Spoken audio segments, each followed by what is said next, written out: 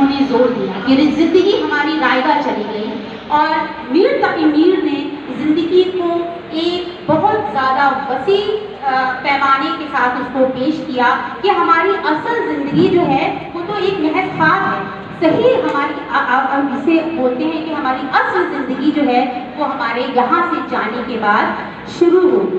इसी पस मंज़र में हमारे ख्याल से कि जनाब शमसुर रहमान फारूकी साहब ने इस शेर को लिखा होगा कि बनाएंगे नई दुनिया हम अपनी, बनाएंगे नई दुनिया हम अपनी, तेरी दुनिया में अब रहना नहीं है। और आज जो आपके सामने दास्तान गोई जो पेश की जा रही है, मैं इसके हवाले से मैं मोहतरम जनाब शमसुर रहमान फारूकी साहब का कंट्रीब्यूशन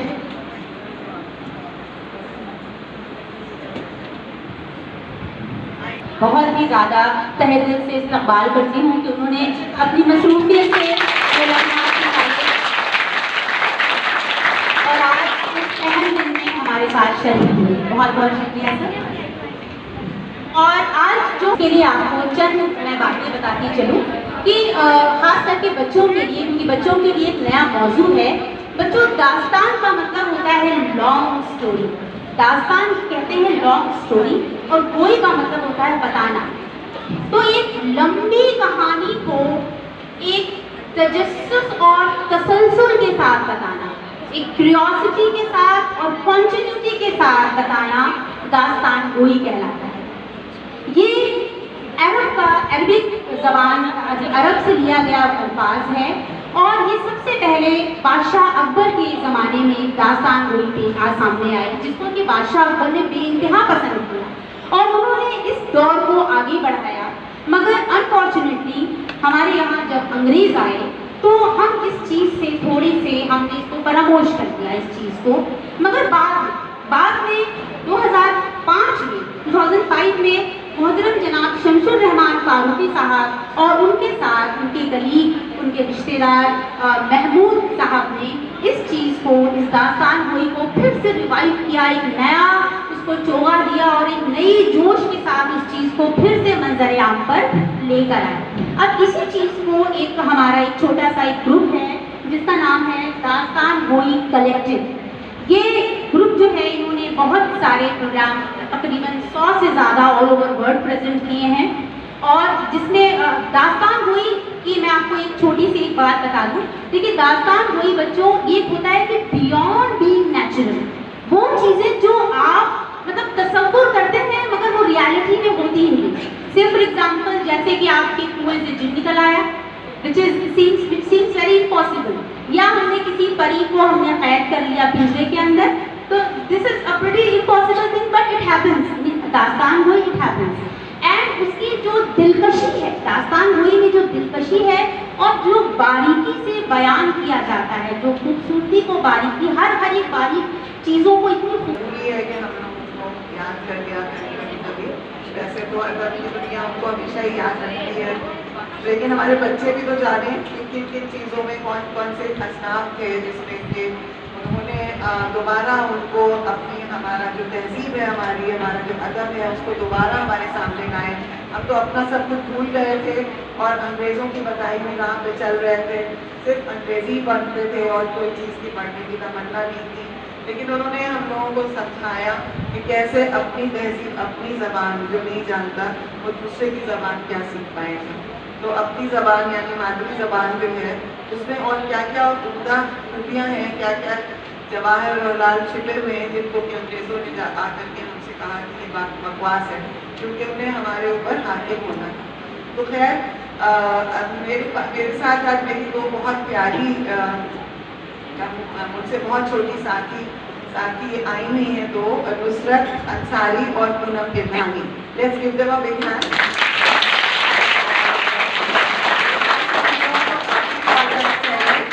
और बस छोटा सा ये बता रहे हैं कि पूनम और नुसरत बहुत होनहार क्या कहें तालिबा अपने आप को कहती हैं, स्टूडेंट्स हैं दास्तान गोई की। महमूद फारूकी जो मेरे भाई हैं चाचा साहब, और जो मेरे अब्बा से जिन्होंने बहुत ज़्यादा शर्फ हासिल किया और उनके कहने पे इस काम को शुरू किया, दास्तान गोई को दोबारा एक बार दुनिया के सामने लाए और कितने पॉपुलर हो गए हैं।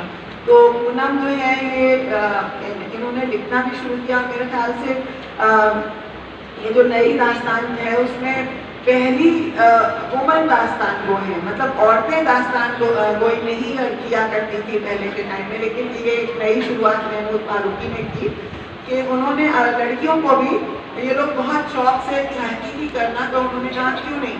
तो पूनम मेधानी सबसे पहले आई सीट पे और इन्होंने सबसे पहले दास्तान गो बनी। तो इनका नाम भी मेरे ख्याल से हिस्ट्री ऑफ दास्तान गोई में जाने वाला है और इन्होंने लिखी भी है कई दास्तानें। एक इनकी बहुत मशहूर दास्तान है दास्ताने इरफान बुद्ध, गौतम बुद्ध पे इन्होंने दास्तान लिखी है। और बच्चों के लिए भी उन्होंने 2-3 दास्तानें लिखी, जिसमें से एक आप आज देखेंगे, एलिस इन वंडरलैंड। ये एक बहुत मशहूर बच्चों की कहानी की किताब है, लुइस कैरल की लिखी हुई।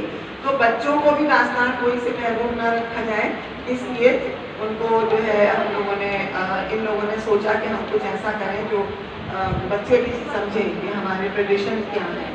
इसके अलावा भी इन्होंने अम्बेडकर पे दास्तान लिखी है और एक बहुत मशहूर अंग्रेजी की और किताब है द लिटिल प्रिंस, वो भी बच्चों के लिए ही है, उस पर भी दास्तान बनाई है। नुसरत अंसारी इनके साथ साथ हैं, हर मेरे ख्याल से इनकी हर कोशिश में नुसरत का भी कुछ ना कुछ कॉन्ट्रीब्यूशन रहता है। और बहुत छोटी सी उम्र में जब ये LSR कॉलेज में ग्रेजुएशन कर रही थी, तभी ये महमूद के पास आई और कहा कि मुझे भी आप अपने शागिर्दों में ले लीजिए। और बहुत तकरीबन 2 साल लगे, आज मैंने इनसे पूछा कि 2 साल लगे इनको दास्तान इस काबिल होने के कि आपके सामने स्टेज पे आपकी दास्तान सुनाएं। तो मैं समझती हूँ कि इन लोगों से बेहतर कोई नहीं है जो बताएगा। और इनका एक्सपीरियंस शमसुर रहमान फारूकी साहब के साथ भी जो है वो भी 2 मिनट आपको बताएंगी। तो मैं बहुत ही फख्र के साथ पूनम मेधानी और नुसरत अंसारी को यहाँ पे स्टेज पे बुलाना चाहती हूँ। है यहाँ पर ऐसा कोई है? हाँ, वही होने वाला है। किसने कहा कि कहानी सुनाई जाएगी? बहरहाल बहुत बहुत शुक्रिया कि आज के इस मौके पर हम लोग यहाँ पर हैं। पिछले साल भी हम लोगों को ये फख्र हासिल हुआ था कि हम फारूकी साहब के जन्मदिन को मनाने के लिए आए थे और बहुत अरसे से हम लोगों का मन रहा है कि स्कूल में आके आप तमाम बच्चों के साथ जो है हम गुफ्तगू करें, कहानियाँ सुनाएं, कुछ कहानियाँ आप भी सुने। तो आज वो मौका है। तो इससे पहले कि हम स्टेज पे जाएं, सबसे पहले हम कह दें कि आज की जो कहानी आप सुनने वाले हैं वो एक बहुत ही चतुर लड़की और बहुत ही बदमाश लड़की की कहानी है। तो ये जितने भी मासूम चेहरे बनाकर बैठे हैं ना, ये नहीं चलेंगे।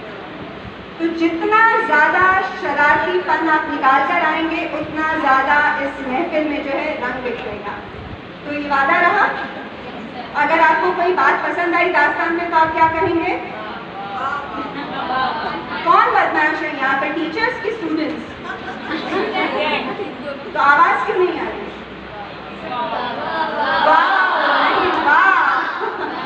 तो आज की जो कहानी है, जैसा कि बाराकी ने बताया कि शमसुर रहमान फारूकी साहब का सबसे बड़ा काम जो रहा है वो ना सिर्फ दास्तान गोई को जो है नजरे आम पर लाना है, बल्कि उसके जरिए उन्होंने बताया कि कितना ज़रूरी है हमारा अहद, हमारे पास जो सरमाया है, हमारे पास जो अदब है, उसके पास वापस लौटना कितना ज़रूरी है।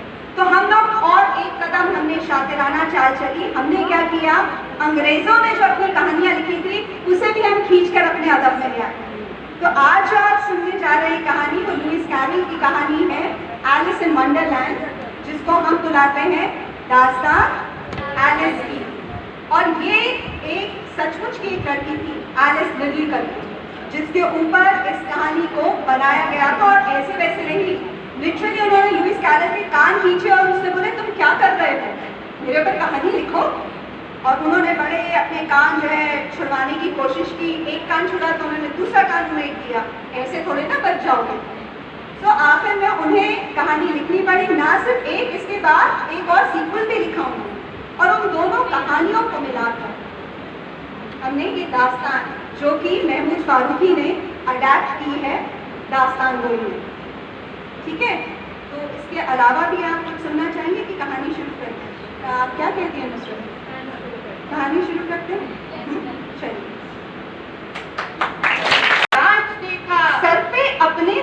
आज देखा, एलिस ने बस एक पहर में अपना ही कल आज देखा। तो एक नन्ही सी प्यारी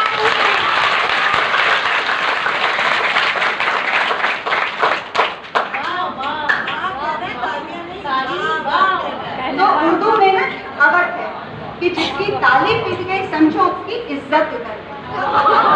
तो ताली मत पीटो, तुम कह सकते हो तो एक नन्ही सी प्यारी सी छोटी सी बच्ची थी, नाम था उसका एलिस। वो यहीं इलाहाबाद में रहती थी। उसके घर में उसकी मम्मी थी, डैडी थे, एक बड़ी बहन थी और एक छोटी सी प्यारी सी बिल्ली थी, नाम था उसका किटी। एक दिन एलिस अपनी बड़ी बहन के साथ पार्क में खेलने के लिए गई। अब एलिस की बड़ी बहन जो थी ना, बड़ी ही पढ़ाकू किस्म की थी। पार्क में भी जाकर किताब खोलकर बैठ गई। एलिस ने सोचा जरा देखूं तो मेरी बड़ी बहन कौन सी किताब पढ़ रही है। ये सोचकर उसने किताब में जो नजर डाली तो पता है उसमें एक भी तस्वीर नहीं थी, एक भी पिक्चर नहीं। एलिस ने सोचा छी ये भी कोई किताब हुई भला, तो वापस आकर अपनी किटी के साथ चेस खेलने लगी। तभी उसने देखा एक खरगोश गुलाबी आंखें पुदक मटक करता हुआ वहां से निकला। एलिस उसकी तरफ खिंचती चली गई और जब उसने गौर से देखा तो पता है उस खरगोश ने ना कोट और पैंट पहना हुआ था। हाँ, तभी उस खरगोश ने अपने कोट की जेब से घड़ी निकाली, टाइम देखा और कहा और बाप रे बाप बहुत देर हो गई, बहुत डांट पड़ेगी। एलिस हैरान, खरगोश जो टाइम देखता है, खरगोश जो बातें कर सकता है। अब उससे कहां आ गया, वो झटाक से उठी और फटाक से उसके पीछे पीछे भागने लगी। खरगोश आगे आगे पुदक मटक एलिस पीछे पीछे जंग कि तभी वो खरगोश एक बिल में कूदा और खाया। एलिस ने उस बिल में जब झांक कर देखा तो उसे नजर आई एक बहुत बड़ी शतरंज की बिसात, वैसी ही बिसात जैसी उसके पास थी, लेकिन एलिस के पास छोटा सा चेस बोर्ड था। लेकिन यहाँ पर थी बहुत बड़ी शतरंज की बिसात। एलिस ने मन में सोचा जब मैं अपने छोटे से चेस बोर्ड पर खेलती हूँ तो मुझे इतना मजा आता है, जब मैं इतने बड़े चेस बोर्ड पर खेलूंगी तो मुझे कितना मजा आएगा। ये सोचते ही उसने आग देखा नता छत से बिल में कूद गई और जैसे ही बिल में कूदी वो बिल एक सुरंग में तब्दील हो गई और एलिस उसमें धीरे धीरे धीरे फिसलने लगी। एलिस ने सोचा या तो ये सुरंग बहुत लंबी है या मैं इसमें धीरे धीरे फिसल रही हूँ, क्योंकि उसे वहां मौजूद हर चीज साफ साफ नजर आ रही। जा बजा किताबों की बड़ी बड़ी अलमारियां रखी हुई थी। एलिस ने फिसलते फिसलते एक अलमारी में हाथ डाला,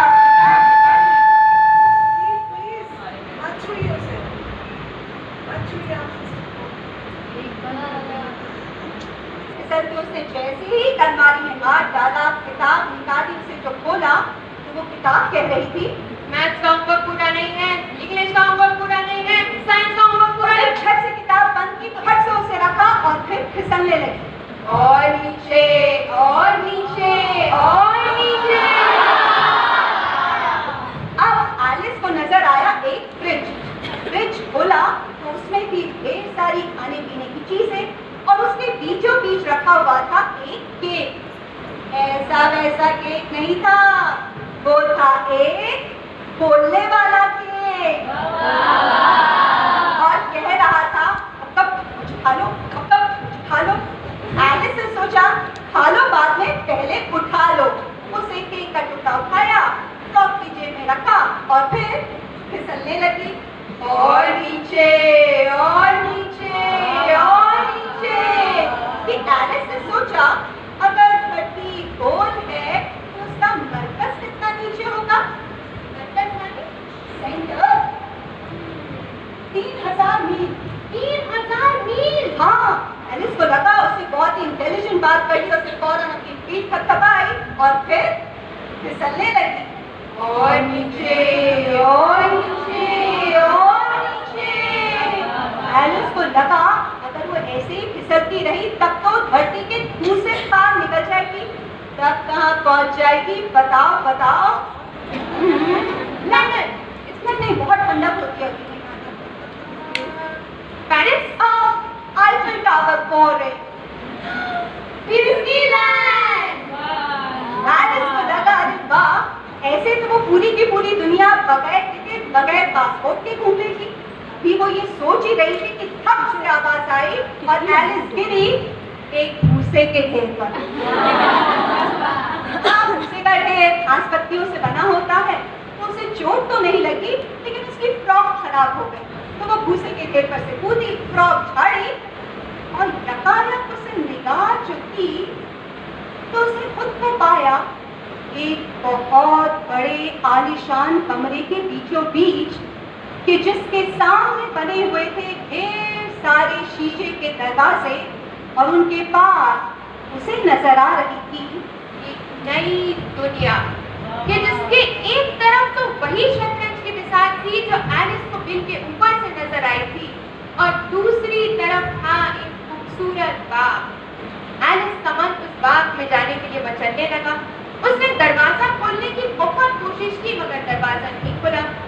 फिर थक हार के एलिस कमरे में इधर उधर चहलकदमी कर रही थी कि तभी उसे नजर आया कमरे के बीचों बीच एक गोल शीशे की मेज, जिससे 3 पत्थर। सुनो, तुम हो अभी दूसरे घर में। जब तुम तीसरे घर में जाओगी तो तुम्हें मिलेगा एक कीड़ा। कीड़ा? इल्ली। अरे कैटरपिलर। कैटरपिलर। अगर तुमने उसे खुश कर दिया और उससे मन में ले लिया तो तुम पहुंच जाओगी चौथे घर में, जहाँ तुम्हें मिलेगा काऊ काऊ कौवा। बंदर मिलेगा। अगर उन्होंने तुम्हें चाय पिला दी, चाय नहीं पी, खामोश रहो, तुम्हें चाय पीनी पड़ेगी, क्योंकि अगर तुमने चाय पी ली तो तुम पहुंचोगी 5वें घर पे। और ये कहते कहते वो दोनों रानियां दौड़ने लगी। उनके पीछे पीछे एलिस भी दौड़ने लगी। बहुत देर तक जब एलिस दौड़ चुकी तो उसने देखा कि वो तो वहीं की वहीं खड़ी है। आवाज उसने लगाई रानियों को और कहा, रानी साहिबा, क्या है? अरे रानी साहिबा, हम नाहक दौड़ रहे हैं। क्या मतलब नाहक दौड़ रहे हैं? इतना दौड़ने के बाद भी हम कहीं नहीं पहुंच रहे। अरे तुम कहाँ पहुँचना चाहती हो? अरे हमारी दुनिया में जब हम दौड़ना शुरू करते हैं तो कहीं से कहीं पहुंच ही जाते हैं। एलिस, ये तुम्हारी दुनिया नहीं, ये हमारी दुनिया है। उल्टी पुल्टी दुनिया। यहाँ कहीं पहुँचने के लिए दौड़ने की नहीं, सिर्फ सोचने की जरूरत पड़ती है। तो सोचो कि तुम पहुँच गई हो 5वें घर पे, जहाँ तुम्हें मिलेंगे 2 तगड़े भाई, अगड़मदास और बगड़मदास। अगर तुमने उन दोनों का झगड़ा करा दिया तो तुम पहुँच जाओगी 6ठे घर में, जहाँ तुम्हें मिलेगा एक बहुत बड़ा सा अंडा। हमटी डमटी। अगर उसने तुमसे हैंडशेक कर लिया तो तुम पहुंच जाओगी 7वें घर में। और ये कहकर वो रानियां एलिस से इतनी दूर हो गई जितना इलाहाबाद से इटली दूर है। लेकिन एलिस को उनकी बातें साफ सुनाई दे रही थी। फिर उन्होंने तुम्हारे कहा, रास्ते में आएगी एक लड़ाई, एक भयंकर लड़ाई, शेर और यूनिकॉर्न की। शेर और पॉपकॉर्न की। यूनिकॉर्न की। अगर तुमने केक खिला दिया तो मैं बन जाऊंगी रानी। नहीं, फिर तुम्हें मिलेगा एक घुड़सवार, एक गिरता पड़ता लड़खड़ाता घुड़सवार, जो तुम्हें लेके जाएगा 8वें घर में। और मैं बन जाऊंगी रानी। मैं रानी, तुम रानी, ये रानी, वो रानी, रानी रानी रानी रानी रानी रानी। और फिर हम देंगे एक बहुत बड़ी सी पार्टी। तो चस्के मोहरों में है वो just one of the 16। प्यादा 8वें घर में पहुंचे तो बनता है क्वीन। एलिस दूसरे घर में है वो व्हाइट क्वीन का प्यादा। 6 घर चलकर बनेगी रानी, है रानी का वादा।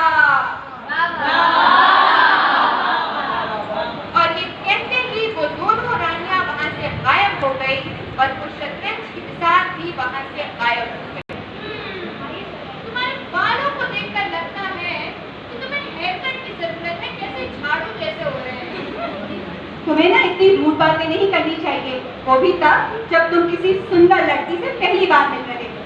वैसे तुम्हारे बालों को देखकर याद आया कि बहुत गुड़िया के बाल अंदर छोटे छोटे दाने, बताओ क्या होता है, बताओ बताओ। हाँ हाँ, पहेलियाँ, मुझे पहेलियाँ बहुत अच्छी लगती हैं। मतलब तुम्हें इसका जवाब आता है? नहीं नहीं, मतलब हाँ। अरे जो मतलब है वो बोलो, बिना मतलब नहीं बोलते। मैं वही बोलती हूँ जिसका मतलब होता है, बिना मतलब मैं कुछ नहीं बोलती। हरगिज़ नहीं, जो कहा गया है उसका मतलब है, जिसका मतलब है वो कहा गया है। एक ही तो बात हुई। एक ही बात कैसे हुई? मैं खा के देखता हूँ या दे के खाता हूँ, एक ही बात हुई क्या? हाँ हाँ, एक ही बात हुई। मुझे जो अच्छा लगता है वो मुझे मिलता है, मुझे जो मिलता है वो मुझे अच्छा लगता है, एक ही तो बात हुई। इस पर चुईया जो सो रही थी वो कहने लगी, हाँ मैं सोते सोते सांस लेती और सांस लेते सोती, एक ही बात तो हुई। हाँ, तुम तो इतनी क्यूट हो, तुम्हारी तो सारी बातें। इस पर सब अचानक से खामोश हो गए और कौवे ने कहा, हाँ अब ये लड़की हमें कहानी सुनाई। हाँ, पक्का मैं? जी। नहीं नहीं नहीं नहीं, मुझे कोई कहानी वहानी नहीं आती। हाँ हाँ, ये चुईया हमें कहानी सुनाई। सुना सुना, उठो उठो, कहानी सुना। एक बार की बात है, 3 बहनें थी, रीता, सीता और नीता। तीनों एक कुएं में रहती थी। हाँ, कुएं में? और तुम्हें खाती पीती क्या थी?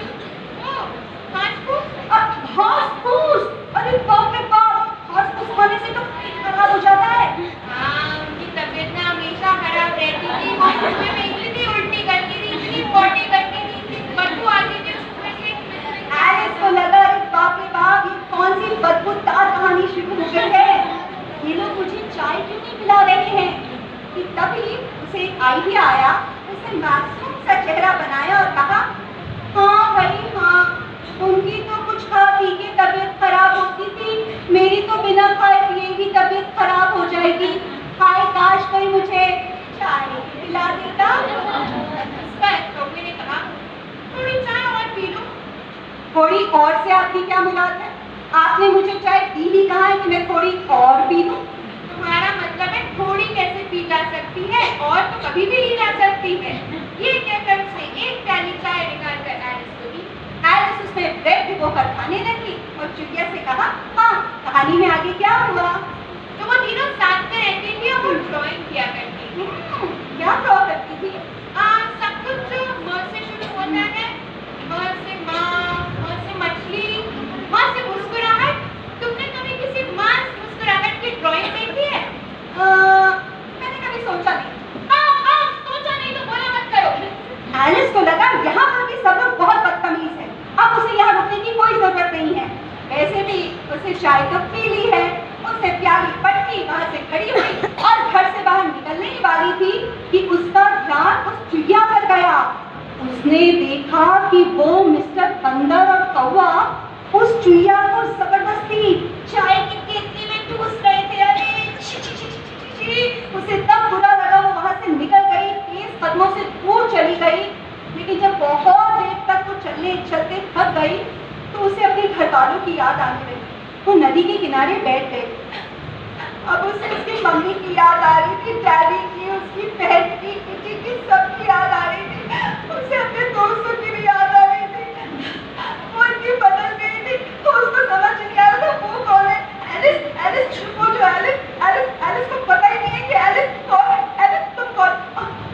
एलिस कहीं तुम आयुषी केसरवानी तो नहीं हो गई हो? नहीं नहीं नहीं नहीं, मैं आयुषी केसरवानी नहीं हो सकती हूँ। पता है क्यों? उसे तो ना 2 का टेबल भी नहीं आता। हाँ हाँ हाँ, मुझे आता है, सुनाती हूँ। 2 1 जा 2, 2 2 जा 24, 2 3 जा 36, 2 4 तो फिर मैं कौन हो गई? मुझे तो लग रहा है कि मैं पता नहीं, मैं ज़ारा फातिमा तो नहीं हो गई? नहीं नहीं नहीं, मैं ज़ारा फातिमा हो ही नहीं सकती हूँ। उसे तो ये भी नहीं पता कि इंडिया की कैपिटल का नाम क्या है। मुझे पता है। हाँ हाँ, बहुत मुश्किल है, बहुत बड़ा नाम है। उसका नाम है तिरुवनंतपुरम। तो फिर मैं कौन हूँ? एलिस जल्दी से याद करो तुम कौन हो? मैं ना, मुझे लगे मैं 12 फारूकी हो गई हूँ। नहीं नहीं नहीं, 12 फारूकी तो मैं बिल्कुल नहीं हो सकती हूँ। उन्हें तो ना कोई पोयम ही नहीं आता। मुझे आती है वो वाली पोयम है ना, मछली जल की रानी है, जल में कितना कचरा है, आगे बढ़ो तो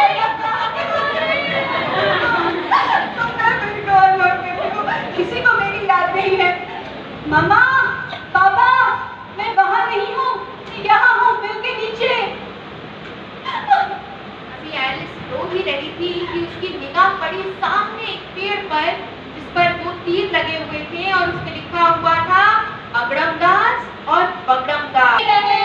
और दोनों आए और दूसरे से टकराए और दोनों की दोनों गिर गए।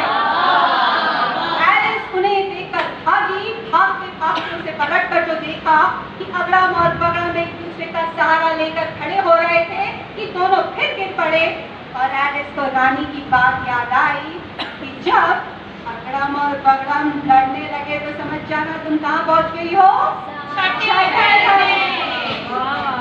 आई है वो छठे घर पे घर चलने हैं दो। आओ देखें एलिस ने अगली चाल चली है जो। हैंडशेक कर अंडे से एलिस बन पाएगी रानी। एलिस चाहे छोटी है बड़ी मस्त है उसकी कहानी। एलिस ने दौड़ते दौड़ते देखा कि कोई दूर एक चीज बहुत ज्यादा चमक रही है। एलिस दौड़ते दौड़ते उसके करीब पहुंची तो देखा वो एक अंडा था। एलिस जैसे जैसे उसके करीब जाती गई वो अंडा और बड़ा और बड़ा और बड़ा और बड़ा और बड़ा और बड़ा और बड़ा हो गया। अरे आदमी जितना बड़ा हो गया और उसका चेहरा भी इंसानों जैसा था, जिस पर थी मस्त सी मुस्कुराहट। इसने देखा कि वो अंडा इतना अंडा था कि उसकी गर्दन और टोन एक थी। जब कोई मुझे अंडा कहकर बुलाता है बहुत गुस्सा आता है। नहीं, मैंने अंडा कहा, मैंने अंडा कहा, मैंने तो कहा था अंडे जैसा। और कुछ अंडे तो कितने क्यूट होते हैं ना। हाँ, और कुछ लोग कितने स्टूपिड होते हैं ना। बताओ तुम्हारा यहाँ क्या नाम है तुम्हारा? मेरा नाम my name is Alice. Alice, ये कैसा नाम हुआ? इसका क्या मतलब है? अरे जरूरी थोड़ी ना कि हर नाम का मतलब हो। हाँ होता है। अब मेरा ही नाम देख लो। मेरा नाम है हम्टी डम्टी। मैं हम्टी भी हूँ और डम्टी भी हूँ। जैसे मेरा नाम है वैसे मेरी शक्ल है और वैसे मेरी अक्ल। तुम्हारे नाम के हिसाब से तो तुम्हारा कोई भी शेप हो सकता है। एलिस। एलिस को गुस्सा आया लेकिन उसे बात पलटते हुए कहा, अच्छा मेरी बात छोड़िए, आप अपने बारे में बताइए। आपके गले में ये जो टाई है, नहीं, मेरे ख्याल से ये कमर का बेल्ट है शायद।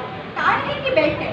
ये ना मुझे बहुत गुस्सा आता है, बहुत गुस्सा आता है जब लोग टाई और बेल्ट में फर्क नहीं कर सकते। ये एक टाई है, एक बहुत सुंदर कोट है। ये सफेद राजा और सफेद रानी ने मुझे मेरे अनबर्थडे गिफ्ट के तौर पर दी। क्या बर्थडे गिफ्ट? हाँ, वो क्या होता है? अरे वो गिफ्ट जो बर्थडे के अलावा दिए जाते हैं। हाँ, मुझे तो बर्थडे पे बहुत सारे गिफ्ट मिलते हैं, मुझे वही पसंद है। हाँ, लेकिन तुम स्टूपिड हो ना इसलिए। ये बताओ एक साल में कितने दिन होते हैं? 365। और उसमें से एक बर्थडे का दिन हटा दिया जाए तो कितने? 364। हाँ, ऐसे नहीं, पेपर पेंसिल से करके दिखाओ। हाँ, और मैं स्टूपिड हूँ। एलिस को समझ में आ गया था कि ये अंडा बिल्कुल अंडा है। गोल, जीरो, सिफर, अंडा। उसने अपने जेब में से कॉपी पेन निकाला, उस पर लिखा 365 - 1। देखिए 364। हाँ, ठीक ही लग रहा है। कॉपी सीधी पकड़ लीजिए। तभी मैं कहूँ गलत लग रहा था। हाँ, तो 364। अब ये बताओ साल में अनबर्थडे के कितने दिन हुए? 364। और बर्थडे के एक। ज्यादा कौन सा हुआ? बोलो बोलो, अरे बोलो, अरे बोलो। क्या? अनबर्थडे गिफ्ट। जी, इसे कहते हैं अक्ल। अरे इसमें अकल की क्या बात है? अकल का मतलब? अकल का मतलब, अरे अकल से पहले लोग क्या? अकल का मतलब लॉजिक। अकल का मतलब लॉजिक नहीं होता। जी नहीं, ये मेरी दुनिया है। यहाँ मैं जिस लफ्ज का जो मतलब चाहूँ वही होता है, ना ज्यादा ना कम। लेकिन यहाँ पे सवाल ये उठता है, हर आदमी अपने हिसाब से अपने वर्ड का मतलब नहीं निकाल सकता। ज्यादा ओवर स्मार्ट मत बनो। बाय, मुझे तुमसे बात नहीं करनी। अरे बाप रे बाप, ये अंडा तो नाराज हो गया था। अब एलिस इसे कैसे बनाएगी? तब एलिस को ख्याल आया एक और उसे कहा, हम्टी डम्टी, पता है हमें ना लड़ना नहीं चाहिए। हमारी टीचर्स कहती हैं हमें दोस्त बनना चाहिए, है ना? वहाँ से भागना शुरू की। और भागते भागते भागते भागते एलिस एक जगह पर पहुंची जहां पर उसने देखा ढेर सारे प्यादे एक गोल घेरा बनाकर खड़े थे, जिसके बाहर एक सफेद राजा सिंहासन पर बैठा हुआ था। और उस घेरे के अंदर एक कोने में था एक शेर और दूसरे कोने में था एक सींग वाला और पंखों वाला घोड़ा।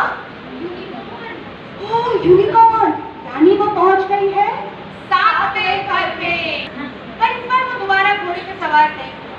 वो नीचे ही से उसकी लगाम पकड़कर चलते चलते पहाड़ की एक चोटी पर आया और वहां पहुंचकर उसने एलिस से कहा, अब वो जगह आ गई है जहां मैं तुम्हें बाय करूंगी। वो दूर उस नदी के पास जाकर जब मैं सफेद रुमाल हिलाऊं तो तुम कभी भी वहां आ जाना, लेकिन तब तक यहीं खड़ी रहना। ये कहकर वो गिरता पड़ता लड़खड़ाता उटकता पटकता किसी तरह नदी किनारे पहुंचा और वहां पहुंचकर एक सफेद रुमाल हिलाया और गायब हो गया। एलिस ने जैसे ही देखा कि वो गायब हो गया है तो दौड़कर उसके पास आई। जब वहां पहुंची तो देखा घुड़सवार के साथ साथ वो नदी भी गायब हो चुकी थी और अब एलिस खड़ी थी नर मखमली घास के मैदान के बीचों बीच। अभी एलिस ये सब देख ही रही थी कि उसे ऐसे लगा जैसे उसके सर पे कोई चीज आके अटक गई हो। उसने उस चीज को जब निकाला और करीब लेकर आई तो देखा वो तो था एक ताज। यानी वो बन गई थी तो आई है वो 8वें घर में, मान ली उसने बाजी।